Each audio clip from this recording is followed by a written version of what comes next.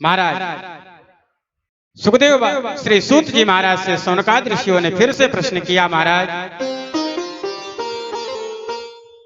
ये जो भागवत की कथा है जीवन में ज्ञान और वैराग्य को ही प्रकट करती हैं अथवा इनके श्रवण से और कुछ होता है, कृपा करके बताइए। श्री सूत जी महाराज सौनकादि ऋषियों से कहते हैं, ऋषियों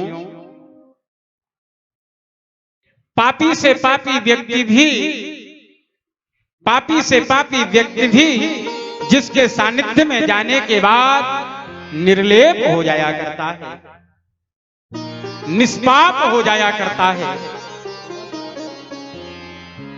महाराज ये कैसे, कृपा करके बताओ ना। अरे महाराज सामान्य पापी होगा तो तर सकता है, लेकिन वह कोटि का पापी होगा, उत्कृष्ट पापी होगा, क्या वो भी भागवत से तर जाएगा? महाराज पाप तो मैंने 50 साल पहले किया था, पाप तो मैंने 50 साल पहले किया था और भागवत आज सुन रहा हूं, क्या वो 50 साल पुराना पाप मेरा समाप्त हो जाएगा? 50 साल पुराना पाप क्या आज भागवत सुनने से समाप्त हो जाएगा? सूत जी महाराज ने सौनकादि ऋषियों से कहा, ऋषियों एक मकान है, 50 वर्ष से उस मकान में अंधेरा है, मकान में 50 वर्षों से दीपक नहीं जला है, तो क्या 50 वर्षों से जहां उजाला ना हुआ हो वहां उजाला करने के लिए कितना समय लगेगा, ये तो बताओ। बोले महाराज उजाला तो जैसे बटन दबेगी उजाला उसी क्षण हो जाएगा, ये नहीं होगा कि 50 साल पुराना अंधेरा ये कैसे 1 सेकंड में समाप्त होगा। उसी प्रकार से 50 साल पुराना पाप जैसे भागवत जी में बैठेंगे सारा पाप उसी समय समाप्त हो जाएगा।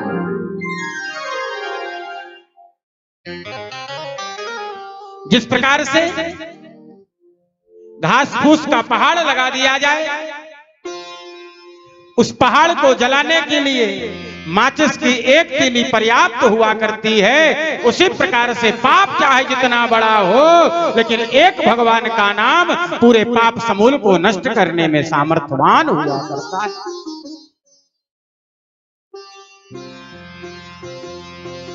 महाराज कोई आपके पास इतिहास है?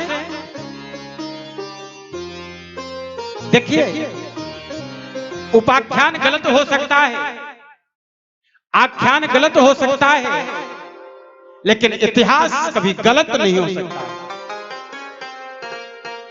इतिहास तो हमेशा से सत्य रहा, सत्य रहेगा और सत्य है। इतिहास वही है जो सत्य था। काल्पनिक वस्तु कभी इतिहास नहीं हो सकती।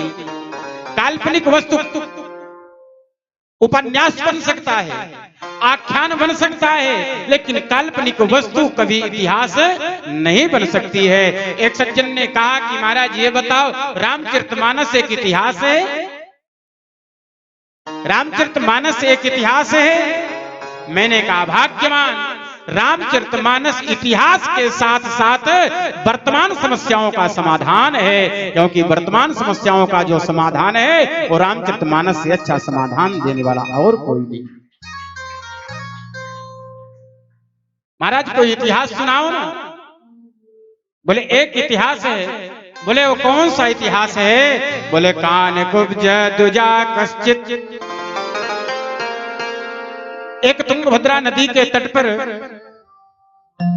आत्मदेव नाम के एक ब्राह्मण रहा।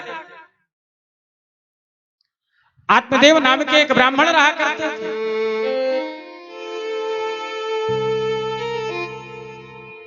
कैसे थे? बोले द्वितीय युव भास्कर, दूसरे सूर्य के समान तेजस्वी थे, प्रभावशाली थे। किसी ने कहा हमारे ये सूर्य की उपमा क्यों दी गई? और कुछ कह देते इतने विद्वान थे, इतने धनवान थे, इतने ज्ञानवान थे, इतने गुणवान थे, और कुछ कहते लेकिन सूर्य ही क्यों कहे? क्योंकि प्यारे बंधुओं कोई कितना बड़ा विद्वान होगा अपने देश में जाना जाएगा ना, कोई कितना बड़ा धनवान होगा अपने प्रदेश में जाना जाएगा, लेकिन सूर्य एक ऐसा है जो देश में, विदेश में, प्रदेश में हर जगह जाना जाता है। सूर्य को बताने की जरूरत नहीं कि मैं सूर्य हूं। उसी प्रकार आत्मदेव जी को बताने की आवश्यकता नहीं थी कि मैं आत्मदेव हूं। हर जगह उनकी अवाक गति थी। त्रिकालज्ञ थे, श्रौत स्मार्त निष्णातो द्वितीय यो भास्कर, वैदिक लौकिक कर्मों में निष्णात विद्वान।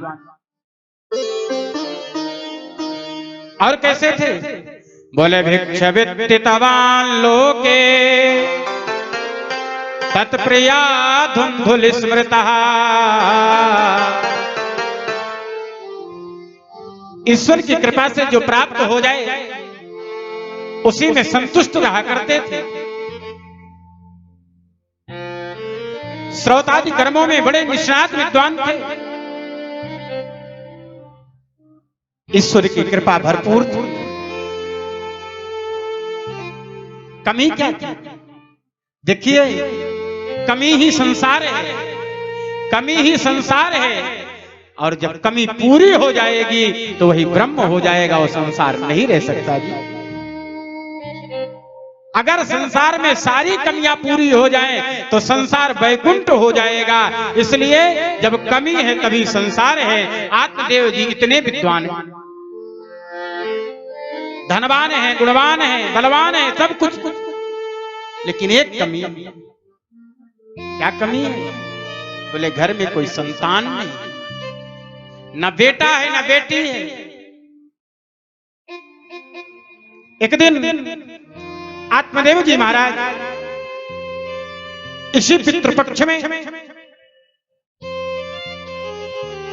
अपने पितरों को श्रद्धांजलि दे रहे थे, तिलांजलि दे रहे थे नदी में।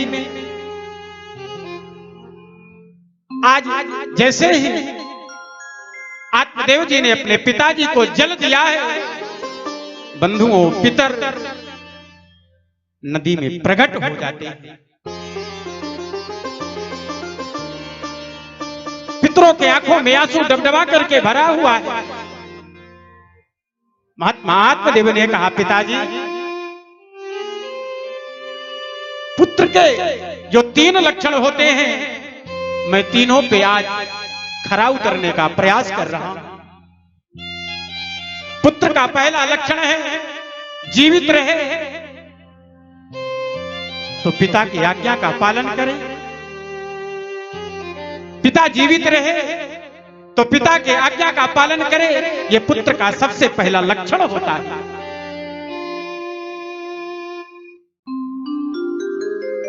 छाहे पिंड दाने चा, शरीर जब शांत हो जाए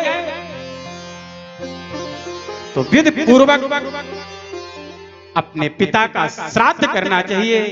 पिता के श्राद्ध करना चाहिए। दशगात्र इत्यादि जो नियम हैं उन सारे नियमों का पालन करना चाहिए। वो भी पुत्र का दूसरा लक्षण होता है, पहला नहीं। और तीसरा लक्षण है अपने पिता की गया यात्रा संपूर्ण करे। गया जाकर के अपने पिता को जब तक वहां नहीं ले जाता तब तक अभी वो पितृ ऋण से मुक्त नहीं हुआ करता। आत्मदेव ने कहा, पिताजी, मैंने स्वप्न में भी आपके वचन को मैंने काटा नहीं, मुझे याद है। अगर आपने स्वप्न में कोई आदेश मुझे दिया है तो उस कार्य को पूर्ण करने का मैंने पूरा प्रयास किया। और आज जो श्राद्ध का नियम है, आज मैं वो भी भली भांति से पूर्ण करता हूं, क्योंकि मैं विद्वान हूं। स्रोत स्मार्त निष्णा तो मैं विद्वान हूं। मैं आपकी क्रिया में कहीं कोई कमी नहीं छोड़ा हूं, लेकिन आपके आंखों में आंसू क्यों भरा है पिताजी, मुझे ये बात समझ में नहीं आती। मैंने कोई कमी जब नहीं छोड़ा तो आपके आंखों में आंसू क्यों है, मेरे बात समझ में नहीं आती। पिताजी आदेश तो करो। पिताजी ने कहा, पुत्र कमी तुम में नहीं रह गई, कमी तो मुझ में रह गई। क्यों? क्योंकि बाप एक ऐसा होता है अपने लिए नहीं रोता, वह तो पुत्र के लिए रोता है। बेटा तू तो मेरी श्राद्ध कर रहा है, लेकिन तेरे मरने के बाद श्राद्ध करने वाला नहीं है। मैं तो इसलिए रो रहा हूं, तेरे मरने के बाद कौन श्राद्ध करेगा, मैं तो इसलिए रो रहा हूं ना। आहा, आत्मदेव जी को लगा कि मेरे पितर इतनी दूर की सोच, गोत्र नौवर्धन का मेरा गोत्र बढ़े। आत्मदेव जी घर ग्लानि में भर गए। आज मेरे पितर वहां हैं, फिर भी मेरे सुख की कामना कर रहे हैं। मेरे पिता वहां हैं, फिर भी मेरे सुख की कामना कर रहे हैं। आत्मदेव जी घर आते हैं और पत्नी से बोले, देवी तुम घर में रहना, मेरे पुत्र जब तक नहीं होगा अब दोबारा मैं घर में आने वाला नहीं। मैं जंगल में जाकर के प्राण छोड़ दूंगा, शरीर त्याग दूंगा, लेकिन मैं दोबारा घर में नहीं आऊंगा। क्यों? क्यों? गृहस्थ आश्रम की एक ही सफलता है, कोई संतान हो जाए। अगर संतान नहीं है तो गृहस्थ आश्रम व्यर्थ हो जाता है।